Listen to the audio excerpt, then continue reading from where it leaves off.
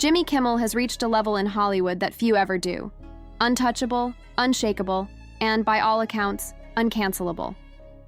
Everyone at Disney knows it, and that knowledge reportedly has them on edge.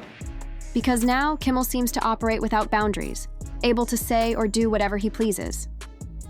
And when Jimmy Kimmel is unrestrained, the results are reportedly even more disturbing than the controversies that once defined him. Ladies and gentlemen, you will not believe the clip we are about to discuss. It shows a version of Kimmel who seems to push past every limit of civility and professionalism. Before we dive into it, make sure to hit that like button, because what we are about to break down reveals just how deeply entrenched his power is. You see, Jimmy Kimmel is no ordinary TV host. He's the man who somehow managed to survive cancellation attempts, outlast corporate pressure, and even stand up to Disney's leadership, including CEO Bob Iger himself. According to insiders, Disney once tried to quietly end Kimmel's show. The set was reportedly being cleared out when top Hollywood agencies stepped in, warning Disney that if they let Kimmel go, the fallout would be catastrophic. No actors, no writers, no directors, they allegedly threatened. If you fire Jimmy, nobody works with you. Ratings, advertisers, affiliates, none of that mattered.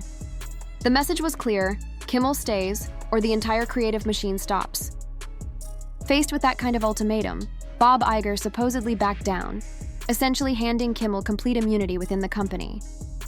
That is why many now say Jimmy Kimmel is truly uncancelable.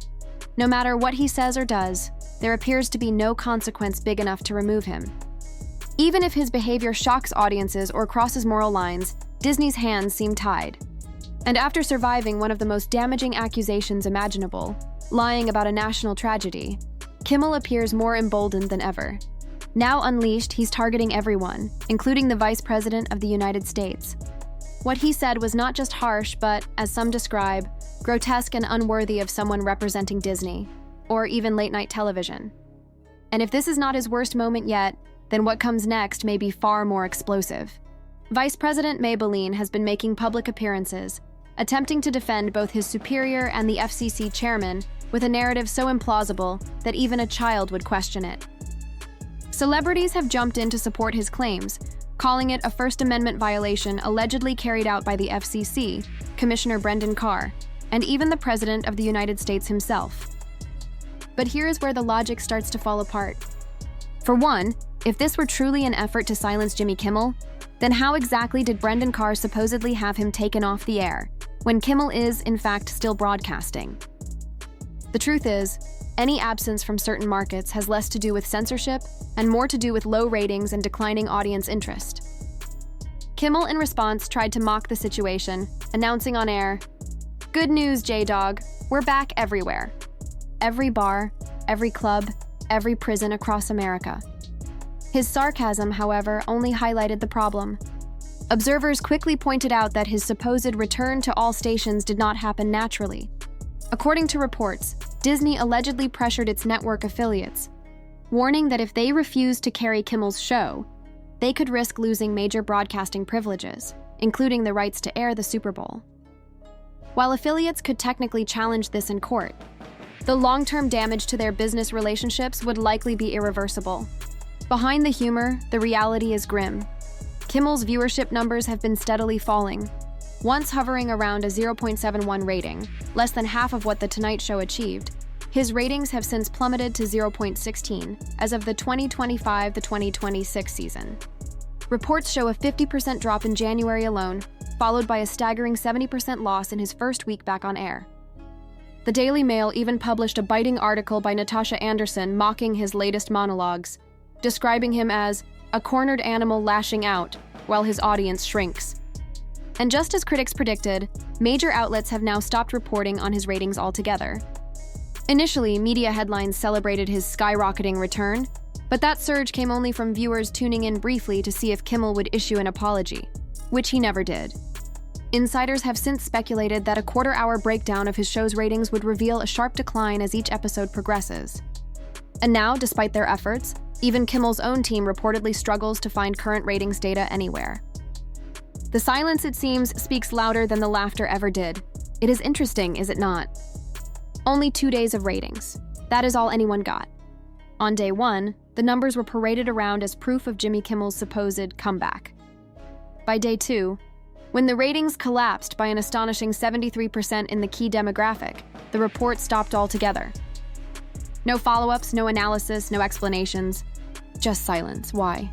Because those early headlines were meant to fool the public into thinking his show was surging, when in reality, the viewership nosedived almost instantly.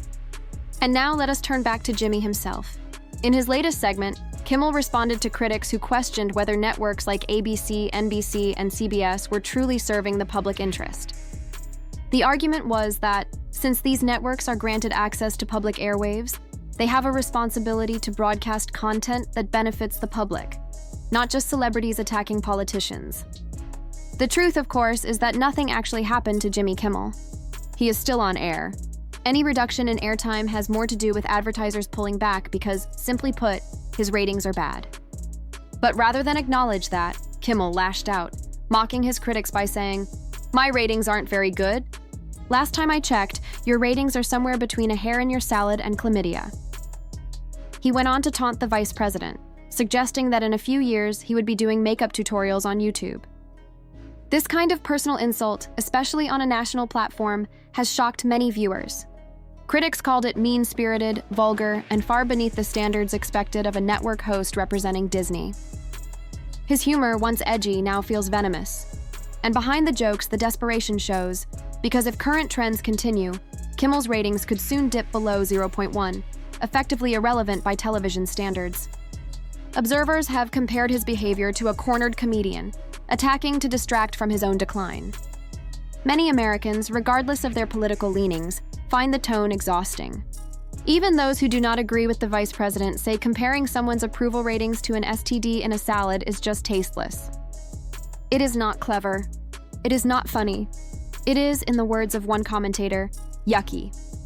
What once made Kimmel popular, his sharp wit and timing, has been replaced by bitterness and hostility. Now he comes off less like a comedian and more like a bully with a microphone. And just as old sitcoms burn out after 3 or 4 good years, his act too seems to have run its course. Many television shows start strong, full of wit, warmth, and relatable characters. But over time, something shifts.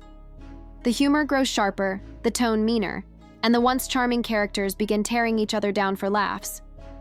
You can see this pattern in shows like The Big Bang Theory, How I Met Your Mother, and even Friends. What begins as clever storytelling eventually collapses under repetitive writing, constant cast changes, and storylines stretched far past their natural end. By the finale, viewers often lose interest because the spark that made the show special is gone. And that, critics argue, is exactly what has happened with Jimmy Kimmel. Once viewed as a quick-witted entertainer, Kimmel now relies on mean-spirited humor. Not because it is funny, but because it is all he has left. His jokes no longer land as satire. They feel personal, bitter, and at times downright cruel. Watching him, you almost feel pity, as though his comedy has become a reflection of something darker within him. But sympathy only goes so far, especially when his words cross the line from edgy to abusive. This is not exaggeration. In his latest monologue, Kimmel mocked political leaders with crude comparisons, sneering, "My ratings aren't very good? Last time I checked, your ratings were somewhere between a hair in your salad and chlamydia. In 3.5 years, I'm not the one who will be doing mascara tutorials on YouTube. How did we end up with a president and vice president who wear more makeup than Kylie Jenner and Lady Gaga combined?" Lines like that, critics say, are not just tasteless. They are disrespectful and beneath the standards of broadcast television. Yet, what makes this worse is that Disney, the network behind his show, can no longer rein him in. Their earlier decision to bow to pressure from Hollywood's most powerful talent agencies has backfired. Those agencies reportedly warned Disney that removing Kimmel would result in a boycott from actors, directors, and writers across the industry. So now Disney's hands are tied. Kimmel is effectively untouchable. He can say almost anything without fear of consequence. Industry insiders note that his contract is nearing renewal, and Disney faces a difficult choice: keep him for the sake of Hollywood politics, or risk the fallout of letting him go. Even though his ratings continue to slide, the network reportedly keeps him because of his profitability. He still makes big bucks, as one commentator put it. But long-term, many believe this strategy will cost Disney more than it gains. Because while money can buy airtime, it cannot buy back public respect once the laughter stops. When you look at Jimmy Kimmel's YouTube presence, an unmistakable pattern appears. His anti-Trump segments perform exceptionally well, often reaching millions of views, 3 million, sometimes even 4 million, while the rest of his content struggles to break through. It is clear that he has built much of his digital identity around political commentary, particularly targeting former President Trump. That has essentially become his brand, and the numbers reflect it. What many people find curious, however, is how some of those viral clips gain traction. One viewer who contacted the show mentioned that he usually watches YouTube in incognito mode. No account, no algorithm, no personalized recommendations, yet he kept getting auto-played the same Kimmel monologue repeatedly, specifically the one tied to his much-publicized return episode. If true, that suggests YouTube's system may be pushing his videos beyond organic reach, feeding into the perception that Kimmel's views are being artificially boosted. Still, this brings Disney to a difficult crossroads. Even though his YouTube clips generate attention, the television side tells a different story. Ratings have plunged, advertiser interest has thinned, and the once loyal audience seems to be fading fast. Analysts say that the show no longer attracts the key demographics that major sponsors rely on, meaning it may not be financially sustainable as a late-night series anymore.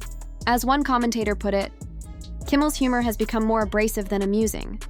What once passed for sharp wit now feels like open hostility, alienating viewers who are not sitting in the studio audience. And those live audiences, as several people pointed out, are not exactly a reliable measure of genuine laughter. Most follow the flashing applause signs like trained seals. It has been years since Kimmel was widely considered funny. The biting humor of the Man Show era has simply transformed into a different kind of offense, one driven more by resentment than by comedy. Some critics even joke that in a few years, he might not be hosting on network television at all, but instead streaming on smaller, lesser-known platforms where controversy is the only remaining currency. Whether that future includes Disney remains to be seen. But as the noise from recent controversies fades, particularly the fallout from the Charlie Kirk incident, the company may finally have its opening. Because when the attention dies down and the numbers continue to fall, not even an uncancelable star can escape the reality of irrelevance. Let us take a trip back to 2019, a moment that exposes just how inconsistent Disney's leadership has become. The article in question, written by Bruce Herring for Deadline, features then-chairman and CEO Bob Iger discussing the firing of comedian Roseanne Barr. Iger described that decision as easy, saying that after Roseanne made an offensive remark about Valerie Jarrett, he knew within minutes that she had to go. He told Oprah that Roseanne's words were completely insensitive, completely disrespectful, and that no explanation, apology, or context could make her comment forgivable. It took about 5 minutes to know what we had to do, Iger said. The decision was easy. He even added that in today's world, if a company hesitates to act, the world will make the decision for you. Now, fast forward to today, and look at how differently that same standard is being applied to Jimmy Kimmel. Here we have a man accused of lying about a national tragedy, making remarks so inflammatory that even local affiliates reportedly refused to air his show. Yet, instead of firing him within minutes, Disney agonized over what to do, ultimately caving under the weight of Hollywood's most powerful talent agencies. Those agencies allegedly told Disney that removing Kimmel would lead to boycotts from actors, writers, and directors.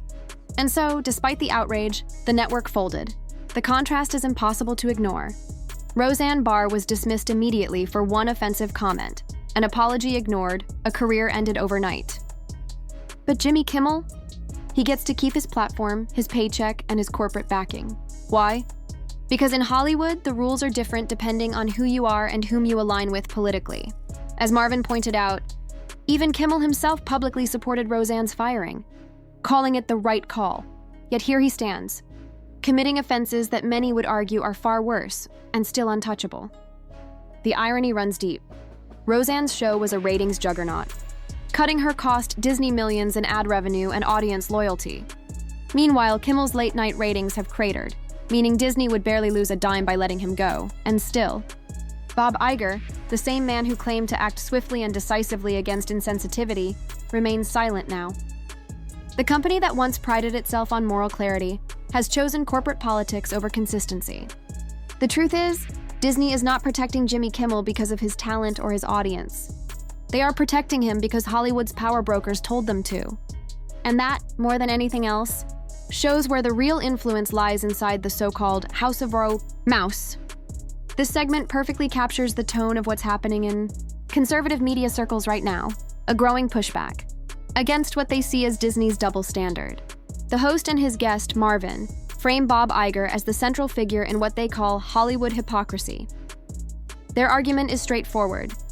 If Roseanne Barr was immediately fired for making a racially insensitive joke, which she apologized for, then Jimmy Kimmel, who recently sparked outrage with comments about a national tragedy, should face the same standard of accountability. They highlight that Bob Iger once said Roseanne's firing was an easy decision, claiming that no context could make her comments forgivable.